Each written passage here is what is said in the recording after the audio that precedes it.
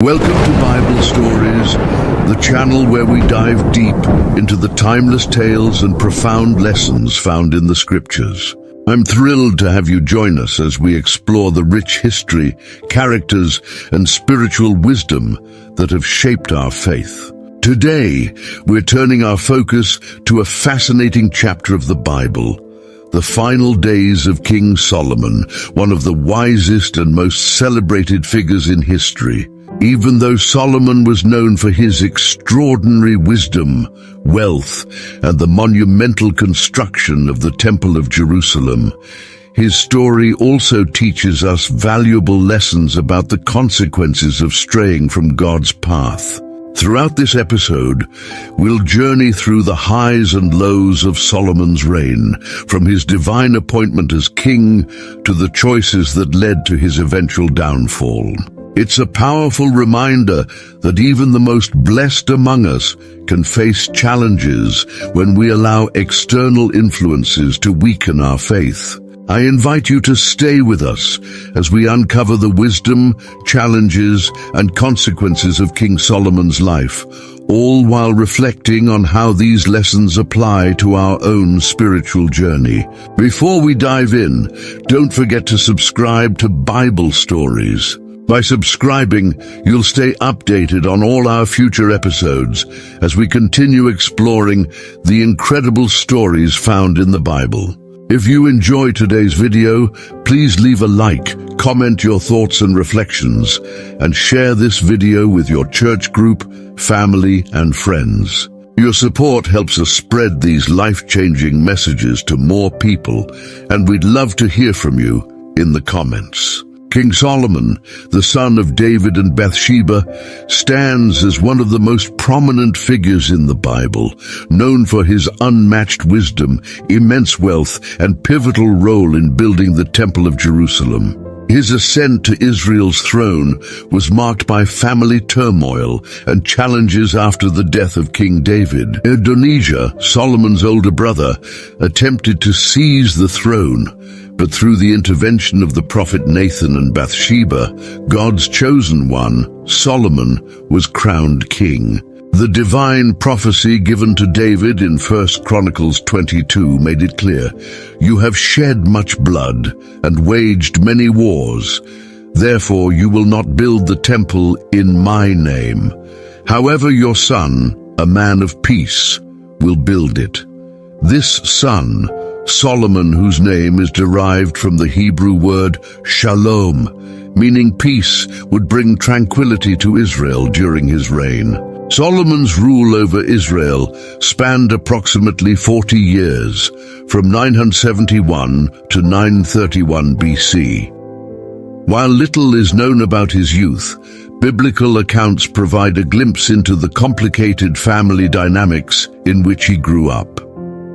David, with his many wives, faced frequent power struggles among his children, each seeking influence. Solomon's rise came at a time of heightened tension, as a struggle for the throne unfolded during King David's final years.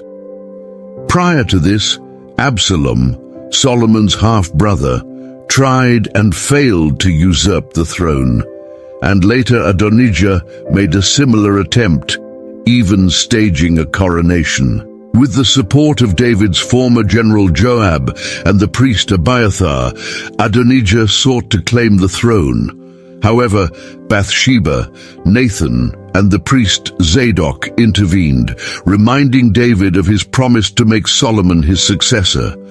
David acted, and Solomon was anointed king, likely around the age of 18, with Zadok presiding over his coronation. Early in his reign, Solomon focused on uniting the kingdom and establishing peace. His exceptional wisdom, which set him apart as a leader, was revealed through a covenant he made with God.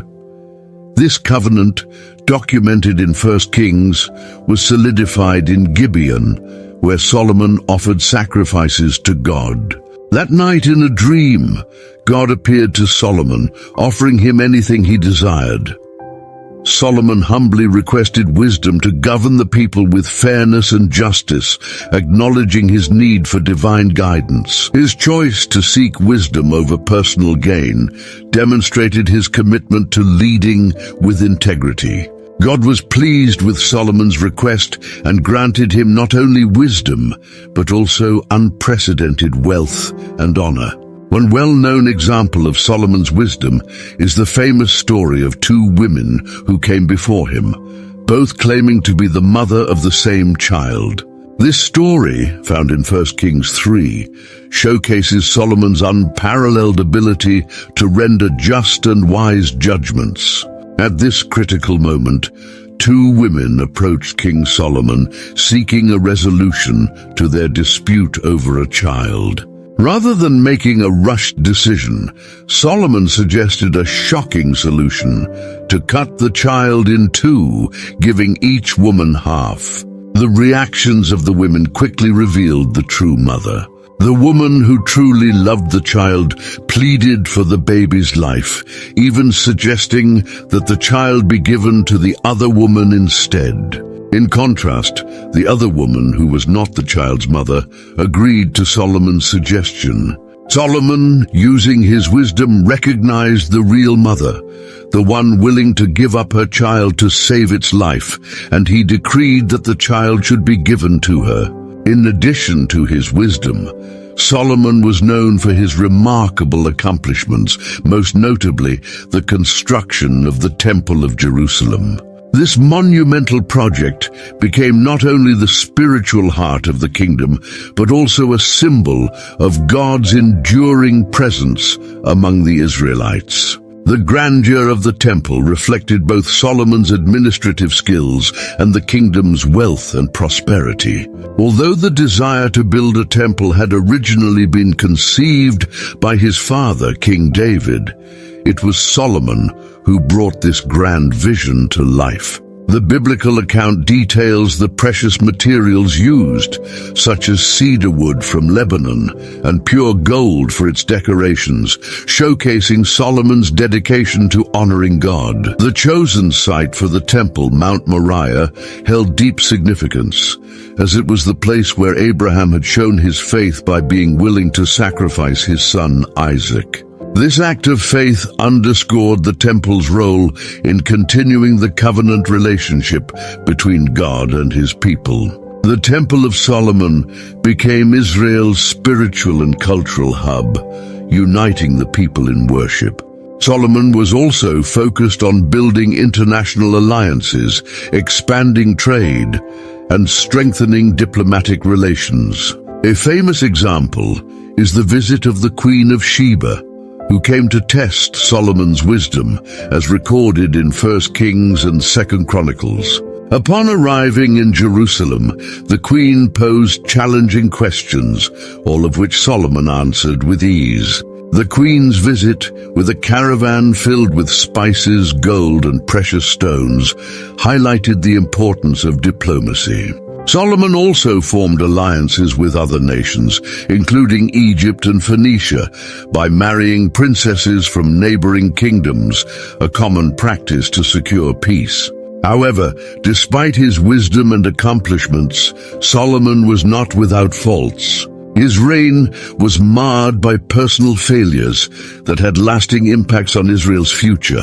One significant misstep was his involvement with foreign women, which went against God's instructions. According to 1 Kings 11, Solomon took many foreign wives, including the daughter of Pharaoh and princesses from neighboring nations, violating God's law that forbade such marriages. Solomon's marriages were more than just political alliances. They introduced foreign customs and religious practices into Israel.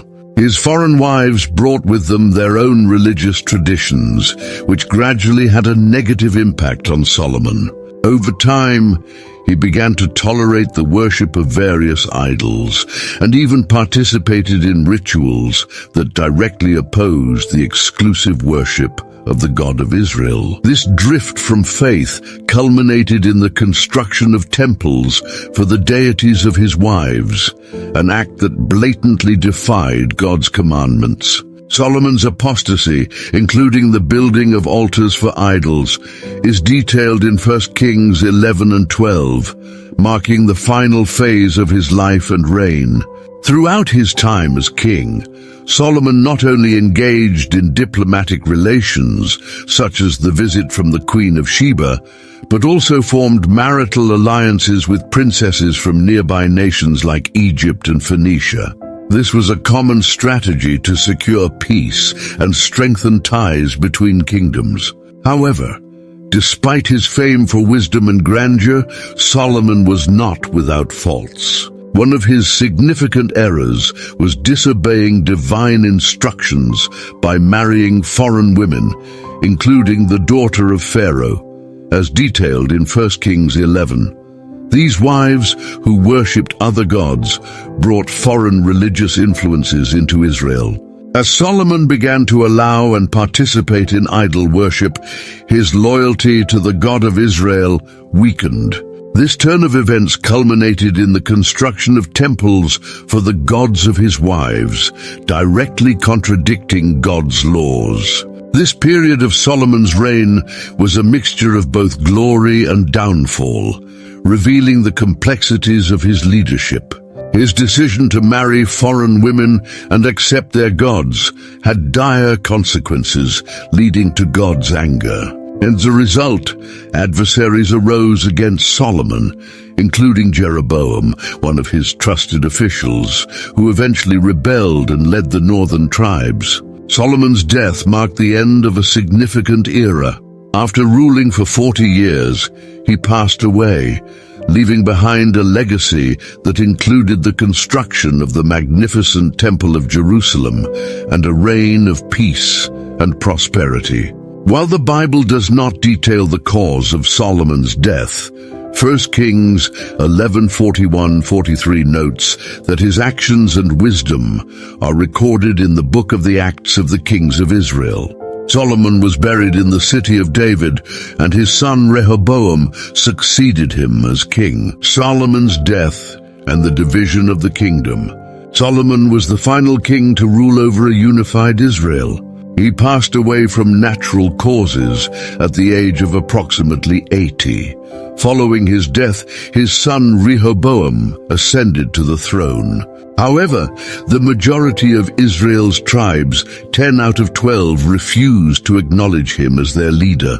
This led to the split of the once united monarchy, with Jeroboam assuming control over the northern kingdom of Israel, while Rehoboam continued to govern the much smaller southern kingdom of Judah. The two realms would remain separated from that point forward. Regarding Solomon's death, the Bible indicates, particularly in the first book of Kings, that he died of natural causes after ruling for 40 years in Jerusalem over all Israel.